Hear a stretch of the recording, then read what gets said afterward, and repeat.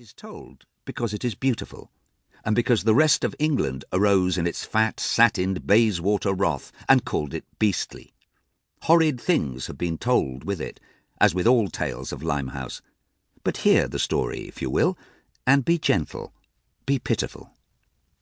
The Croucher, known also as the Prize Packet and the Panther, was only a boy, just 19. And when he quitted the ring one Saturday night at Netherlands after a heavy and fast 15 rounds in which only the gong had saved his opponent from the knockout, it was with a free mind, careless of the future, joyful in the present. He had no fight in view for another 2 months, therefore he could cut loose a bit, for in wine or want he was always gay. There had then been drinks after the fight, several, but it was the last that did the trick, an overripe gin. It had made him ill, and he had slouched away from the boys to be ill quietly.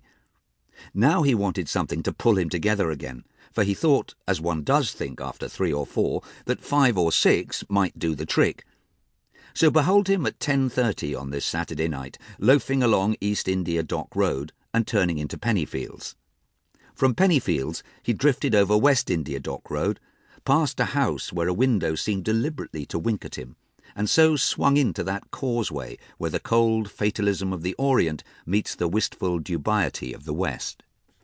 Here he was known and popular with the Chinkies, for he was a quiet lad, with nothing of bombast, and liked to talk with them. Besides, he was famous. He had knocked out Nobby Keeks, the Limehouse wonder, and had once had Seaman Hunks in serious difficulties for 10 rounds, though matched above his weight, and altogether was regarded as a likely investment by the gang that backed him. In the causeway all was secrecy and half-tones. The winter's day had died in a wrath of flame and cloud, and now pinpoints of light pricked the curtain of mist. The shuttered gloom of the quarter showed strangely menacing. Every whispering house seemed an abode of dread things. Every window seemed filled with frightful eyes. Every corner, half lit by the bleak light of a naked gas jet, seemed to harbour unholy things, and a sense of danger hung on every step. The causeway was just a fog of yellow faces and labial murmurings. The Croucher entered the little bar at the corner. The company was poor, 2 bashful Chinkies and 2 dock drunks. As he strode in, one of the drunks was talking in tones 5 sizes larger than life. The landlord was maintaining his reputation for suaviter in modo by informing him at intervals that he was a perfect bloody nuisance to any respectable house, and the sooner he drank up and cleared and never came near his bar again, the better, while his pal attended to the fortiter in re by prodding him repeatedly over the kidneys. "Well, if you want a woman, have a woman and shut up about it." "All right, I'd give 10 bob for one tonight. There."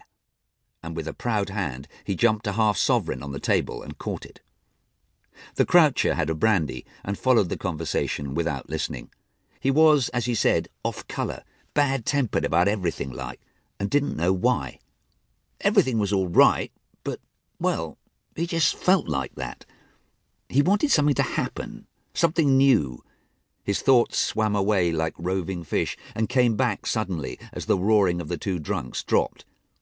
It was one of the Chinks who was talking now, in a whisper. "I said get you one for 12 shillings. The drunk thrust up a distorted jaw and stared at him. The stare was meant to be strong and piercing. It was merely idiotic. "What's she like?" "Dark, heap pretty." "Give you 10 bob." "No, 12 shillings. Nice girl." "Where's she come from? How long you had her?"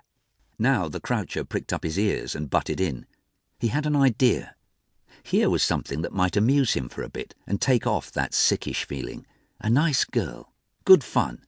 Yes, rather. He had wanted something fresh, some kind of excitement to stir things up a bit. He felt better already. "Here, Chinky," he called. "Leave that blasted drunk and come over here. Got something for you." The blasted drunk got up by a grip on the Chink's coat-tail and mentioned that he'd show kids whether they could insult a perfectly respectable sailor by... He then saw that the kid was the Croucher, and his mate pulled him back, and he slid off the seat and was no more heard of. "Look here, Chinky," murmured Croucher.